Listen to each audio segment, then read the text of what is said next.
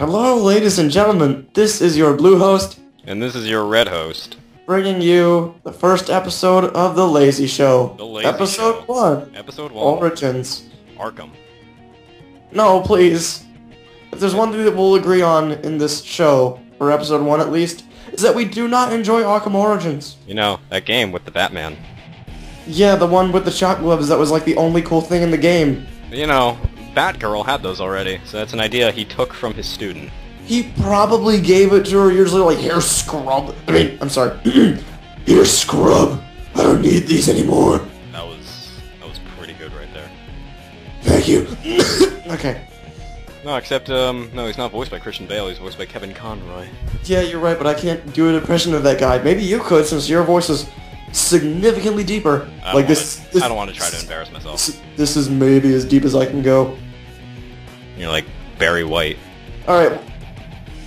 I don't want to end up quoting an entire Barry White song in the one video, so let's move on to first topic. Our origins, where we're from, at Arkham. least. No. Neither of us are convicted criminals. At least I can confirm that. Well, I'm not a convicted criminal. If convicted of being sexy is a crime, I have not been convicted of that crime. But, okay, so where we're from, which one of us is going to go first for this one? Do you want to? Well, we're both from the future, as we've established several times. Yes, but there are certain nations in the future that still exist that we would like to clarify where we have originated from, or at least, you know, where our families are from. Well, I was born in Santa Cruz, California, in the 98th year of the 1900s. And I lived there for a few years, and I moved to New Mexico, lived there for a few years, then to New Jersey for a few years, then back to New Mexico for a few years, and now in California again. For me, it's a little bit more complicated. You see, my family was not exactly in America for a very long time before I was born. Let's go back into the 1900s real quick, but before the 80s even, alright? Now, I know that a couple of you are already lost, but before the 80s, we didn't have the internet. Oh my god. I know, okay? What the hell did you people do? Now levitate yourself out of the United States and go all the way to Europe and put yourself in Sicily, right next to Italy. It's that little island thing, you know? Oh yeah, that's the thing that Italy is kicking. Yeah. And so, there was a hard-working Sicilian man there who was my grandfather, who met my grandmother while she was on a trip there. It was actually, and I know this sounds a little cheesy, but it was actually love at first sight. How cheesy? Yeah, I know, right? And so then they moved to California, actually the same city where you are. They were married there, had my dad met my mother there, and then they moved around for a bit, and then I was born in Texas, down south, and I am probably like the least stereotypical Texan who ever lived. Yeah, but I've never even heard you say howdy once. yeah, I have somehow managed to avoid picking up an accent, using all the slang or anything, probably because of my strong Italian household. By the way, I also get constantly teased by this guy and all my other friends because of, well, stereotypes. I also do enjoy pizza. In his defense, he knows how to make it a pizza. Shut up. Alright, we got that out of the way. That's origins, pasta. right? That's the origins. We got it. That's basically it, right? What was our next topic? We were going to talk about the games that we like. Since we are mostly a video game-based association, we figure that a lot of you play video games. I think that's a safe assumption. I do indeed agree. Alright, so, I know that you really like the game Metal Gear Rising Revengeance. I don't think it's a real word. I don't either, but you know what? This is the thing. I am not a big fan of third-person character action games. Not even first-person character action games. I don't even think that exists, for one, but, I really enjoyed Revengeance just because of how over-the-top it was. There's something very charming about jumping over and onto other missiles, like riding missiles into a giant like robot lizard with a plasma beam on its neck just to cut it in half as like a choir of Screamo is in the background. Not even Screamo, like techno. I guess you could say that the game doesn't truly abide by the rules of nature. Yeah. Oh, ooh, that's a reference. Probably hardly anyone got that one. But yeah, it's safe to say that Revengeance is one of my favorite games of 2013. I unfortunately am the opposite. I didn't feel too much towards Metal Gear Rising: Revengeance. I don't think it was a reward. I blame the fact that you didn't start out with a controller, but you know what? That's just my opinion. No, it wasn't even a control issue. I never felt invested. I also blame the fact that you started out on a harder difficulty and refused to change it when you got stuck. I was on normal. Yeah? If I can't play the game on normal, I don't play the game. Yeah, alright. That's fair enough. Maybe that's my own fault for being a scrub, but... I played my first playthrough on easy just so I could get a feel. I got a feel, and I liked it. So... Did you feel the curves? Yeah. Curves of Raiden's cybernetic body? Yeah, wait, there are none. There's like a sword. Anyways, let's move off of a topic from that game. What's one of your favorite video games? Well, I think something that shit I don't know about me is, I am a very, very huge Star Wars nerd. I am looking forward to the upcoming prequel trilogy directed by Jar Jar Abrams. And one of my favorite games of all time is a Star Wars game, Knights of the Old Republic. Both of the games. I'm just gonna lump them into one. Now, this is where we come to our disagreements right here. I recently purchased Knights of the Old Republic 2 Star Wars Edition for like $3 because it was on sale, and I've never heard the end of it from you. Like, dude, buy the game. So I did. I wasn't shoving it down your throat. You bought it on your own accord. No, I just kept hearing you say like, this game is so good. Well, it's because you were in Skype calls with me and my other friend who really likes Star Wars. And so, I like Star Wars too, but not to the extent of broken textures, destroying glitches, saves not working. The list goes on, people, and it's probably, like, the glitch textures are my laptop's fault, but everything else is just unforgivable to me. Like, any game that will prevent you from making progress due to a bug, I'm sorry, my hands are up in the air. I think that is a mistake on my part. I started you on the more unforgiving of the ones. I started you on the game because of like the unclear objectives. That I managed to still scrape by because I'm directionally challenged, even in video games on occasion. So I had trouble navigating on occasion, you know. No, that's completely understandable. I've said on occasion like 4 times. I better stop. But yeah, so that's basically why I dropped the game. So we both have games that we have recommended to each other, and we have immediately dropped because of like problems, you know. But a game that we do both enjoy is the Alan Wake series. Hell, okay, this is something interesting, how it started out. Is that little Blue, not even Little Blue, just Blue, in Texas land, said one day, I woke up and I was like, I want to play a game with a good narrative. So I went on my Xbox and purchased Max Payne 2, The Fall of Max Payne. Played it through and I really enjoyed it. So I thought, wow, this game designing company called Remedy Games really knows what they're doing. Say, I heard they released a game back in, what was it, 2008? 2010. No. Was it 2010? It was that long ago, huh? No. Hang on. I will go ahead and look this up on my cellular device while you continue talking about how incredible Alan Wake is. So basically, I think it may have actually been 2000, whatever. So they released a game called Alan Wake, a very cool, immersive, not a horror game. It has horror elements in it, but I have a big problem with horror. Like, I'm a scared little baby. I've been trying to get him to play Silent Hill 2, and he will have none of it.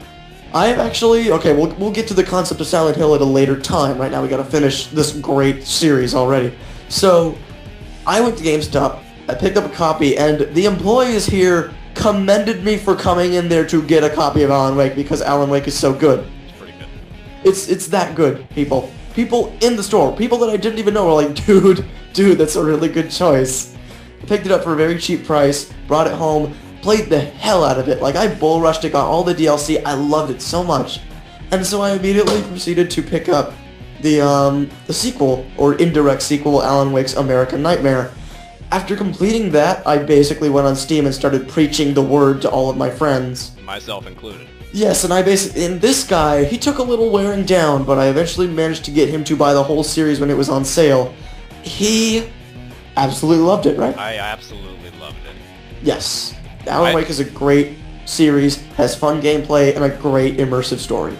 The reason that I was avoiding it for so long is I figured it was just a Silent Hill knockoff. Because it has a flashlight and fog, but you know, every game that has a flashlight and fog isn't necessarily Silent Hill. Well, foggy environment, you're stuck in a forest, you're a dude with no prior survival training, you're not a soldier or anything, you're a writer, actually. Alan Wake is a writer. Mm-hmm. You're in a forest, there's fog, you got a flashlight, there are monsters, you got a gun. They're not even monsters. That sounds a lot like Silent Hill to me. Sure, but and after playing it, there are certainly similarities and parallels to Silent Hill, but Alan Wake is its own game, and it's absolutely incredible.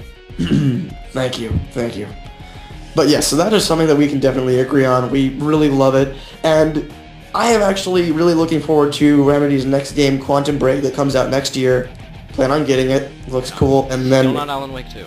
And then I'm going to immediately pre-order Alan Wake 2 after they release that game, because that's, I believe, what they've almost promised to be their next project. They're like, guys, can we just make another game? No, we want Alan Wake 2. Please. But yeah, did they reacquire the rights to Max Payne, or is that still Rockstar's domain? That's still... I think it is Rockstar still. Max Payne 3, you're still on your way to beating Max Payne 1, right? Yes. I recently bought him the first 2 Max Payne games, trying to force him to play them, because I love the first 2 Max Payne games a lot. I don't know, I'm liking my experience of the first game so far. Yeah, and Max Payne 3, I don't really have intentions of playing it, because they changed too much. I don't like the fact that you can't carry, like, the ridiculous classic arsenal that you had that was, you know, reminiscent of the older style computer games. You know, you had 3 guns. From what I hear, you can only carry 3 firearms in Max Payne 3. Also, there are no graphic novel cutscenes. Only pre-rendered ones, which... Why do they even have to be pre-rendered? Technically, you could have saved a lot of animation budget money if you had just done graphic novel cutscenes.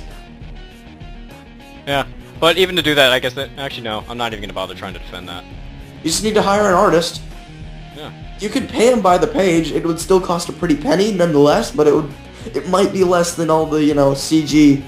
Well, if they were able to do it for the first 2 games, I don't see any reason why they wouldn't be able to do it for the third. Yeah, Remedy, you know, a company that had barely any money at the time that they made Max Payne 1, they still managed to do it. Here's a fun fact. Remedy had so little money at the time, Max Payne was voiced by the he wasn't voiced by the company's director, actually. Max Payne's facial model was voiced by Sam Lake, owner of Remedy. His facial model was voiced.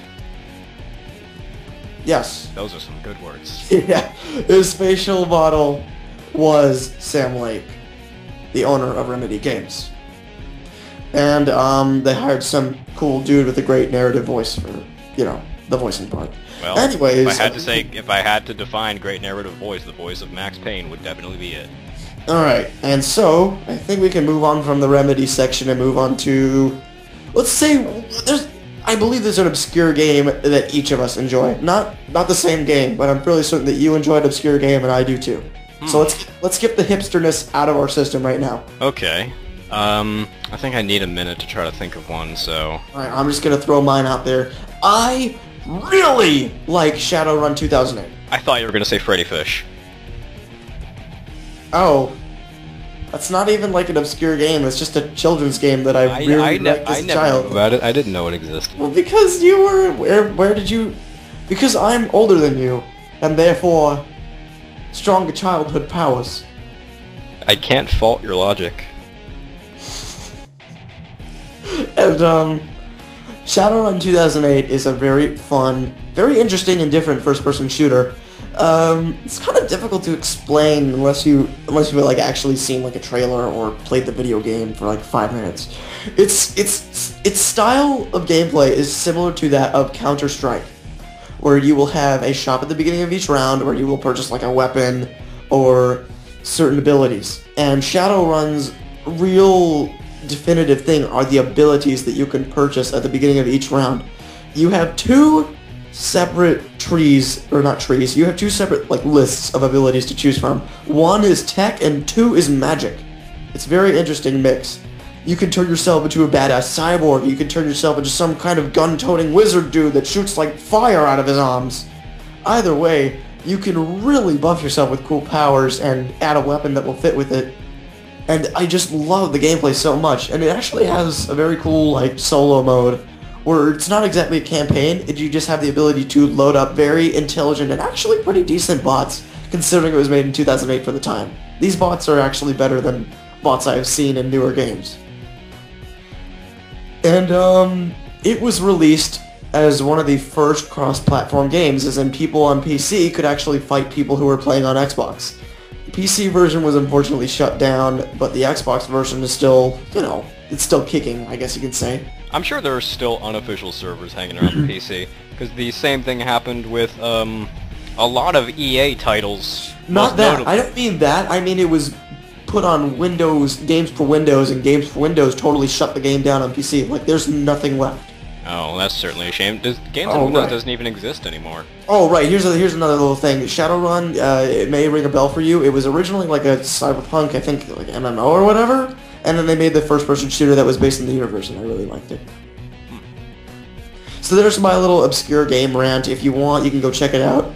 I mean, you can find it on at your local GameStop for, you know, like $5, or you can just, like, if you want an Xbox, just look it up on the marketplace. It's also like, I don't know, $8. It's not that expensive. So, what's your obscure game? Still trying to think of something. I don't think there's actually... I'm trying to rack my brain for an obscure game that I play. Too mainstream for me. I'm sorry. I mean, I don't want to call myself mainstream, but I don't want to call myself a hipster either. This is the problem nowadays, people, is that we have these things where you can't avoid being called one of those terms on occasion. They're unavoidable. Why can't we have a middle ground? Unique individual. No. Wow, hipster. Trying to come up with new terms? You're either struggling to make yourself an individual and therefore you become a hipster, or you're just like, I guess I'll like this Facebook post. Then you're too mainstream. But isn't being a hipster the new conformist thing? So by being a hipster, you're conforming to the norms, thus not being a hipster. Therefore, nobody wins. T_Stroid. Nobody wins. The only winning move is not to play. So, don't be born?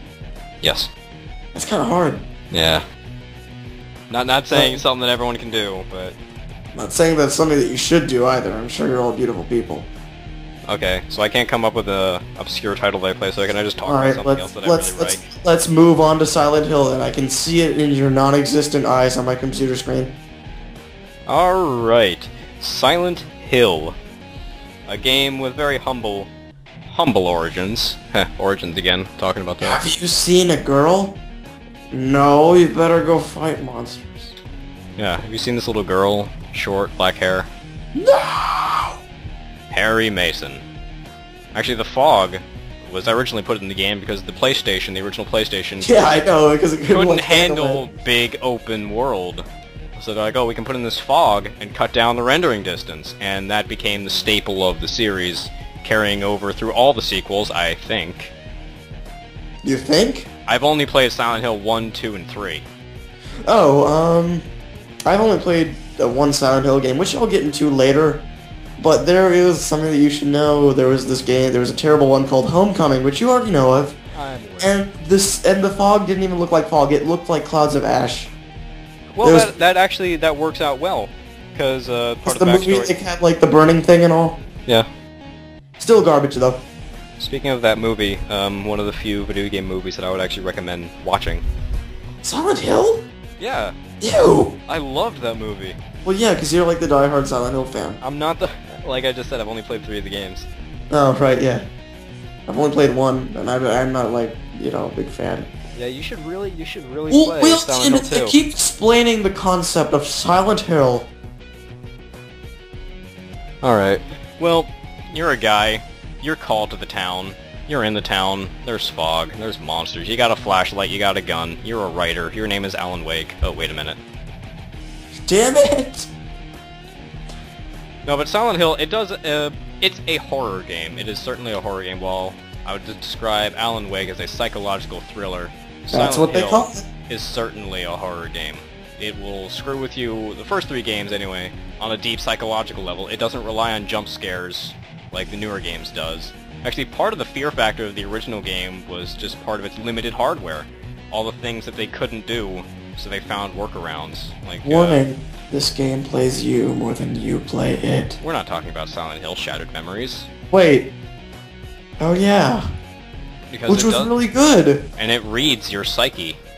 Oh yeah. Yeah. I'm sorry, continue. No, I think I've said just about everything I've got to say. Alright. I have played one Silent Hill game, and as I said before, I am a huge baby with horror games. Which is why you won't play Silent Hill 2. Which is why I'm glad that the fan gift that I received was an unusual hat and not like, I don't know, Dead Space 1. Because, oh my god. Oh no, he's on the Steam Marketplace right now. Oh no. You know, 1999, huh? But, so I was actually on vacation in the same town that you live in. And I was at the Naval Exchange with my uncle. And I was like, whoa, they sell video games here. So I found a new copy of Silent Hill Downpour. And I heard that Silent Hill Downpour wasn't exactly the scariest game of all time. In fact, it was far from. So I figured, I might as well give this a try. I have to give Downpour some credit because it's starting to return to the roots of the original 3 Silent Hill games. It's getting back to it. In what way? Well, the fog is back. More of the psychological stuff is back. There's still jump scares, but it's less pronounced. Have you seen the footage or anything? I played through the game. I watched the 2 Best Friends gameplay of it. Like, the full thing? Well, first few episodes. Oh, okay. And I brought it home, and in order to play, and in order to, like, really steel myself and actually, you know, become a little bit more into the horror thing, I would close all the shutters in the media room, I would shut off all the lights, I'd close the door, I'd, like, you know, try to make it as immersive as possible. It was probably the most unpleasant, like, I had fun doing it, but it was the most unpleasant playthrough I've ever done in my life. You should play Slender. Like, that's stupid, though, because every time I played Slender once, all I had to do was, like, imagine, oh, yeah, I'm gonna run up to him and I'm gonna beat him up, and it's not really that scary because you're like, yeah, I'm gonna beat you up, and he's like, no, I better turn off the TV. There's a gun mod. You get a shotgun, and the way you win is you shoot Slender. That's satisfying. Anyways, though, it was quite possibly one of, like, it was fun, like I said, but unpleasant. Because, like, certain things just got to me. I remember there was one thing where I was in a museum, and there were these mannequins that were dressed as minors. And at this point, one of my siblings was in the room, and they're like, hey, Blue, look, children, because I heard, like, children crying in the background. And as we know, the children crying is automatically, you know, a little creepy. So then there's, hey, Blue, look over there. There's, like, children. I'm like, that's not children, that's a mannequin dressed as a minor. And I turn my camera over, and the minor falls over, and I nearly have a heart attack. I was like, I couldn't take it. And also their eyes were glowing, which was, you know, a little scary. But yeah, like, there was also one part that I really didn't like. It's the Centennial Building. Holy hell. Centennial Building is probably my least favorite part of the game. Centennial cupcake in a cup. No, Centennial Building is, like, hands down the scariest thing in the game. Because you're trying to get to somebody who's been broadcasting messages to you. Hey, broadcasting, just like us. Who's been broadcasting, or confirmed in the game. Who is broadcasting messages to you via, like, the Silent Hill radios. So you're trying to get to him. The only problem is that you've got a good 8 floors of libraries, dark corridors, and horrible evil mannequin dolls that spawn evil shadows that you cannot hurt, so you have to go and hunt down the doll, kill the doll to kill the shadows, which is kind of difficult to do when the doll spawns like 2 shadows. Garbage, guys. It's terrifying. It's also garbage. But yeah, so, you know what, in the end though, when I finally finished Downpour, I liked it. It was fun. Now, are you gonna move on to Silent Hill 2? Most likely not. Oh. I'll probably go and play Dead Space 3. One day. One day. Alright, so we have talked about Silent Hill. Anything I was left? just gonna recommend, if you're a babby like me when it comes to horror, just go play Downpour. I think you'll be fine. Oh right, I also took it upon myself to beat every single side quest in that game, which I am proud of, because I successfully did it. It gave me some extra playtime, and I will say this, the town of Silent Hill looks great in the game. Like, there are some frame rate issues here and there, but I will say this, the gaping holes in the highways have never looked better, the buildings look great, the enterable environments are also fantastic, the lighting's great too. I would recommend it in the end. And so that concludes my Downpour thing. Alright. So, do we have any more topics we need to talk about? If that's everything, I believe it is time for us to conclude. Episode 1! Thank you all so much for watching. Yes, we appreciate it, and we hope that you enjoyed it. If you did enjoy it, well, sorry, tell us what we can do better. If you did enjoy it, go ahead and like us, favorite us, subscribe to us. Don't be that guy. Thank you. Goodbye. In addition, before you do anything, me, Blue, I'm gonna be creating a little, discussion thread for our Steam group, which I hope that you're a part of if you're listening to this, and you can put questions there for our next episode. If you're not part of the Steam group, I'll put a link in the description. Alright, sounds like a plan. And we hope that you'll listen in next time, and we'll see you on the next broadcast. Goodbye, everybody.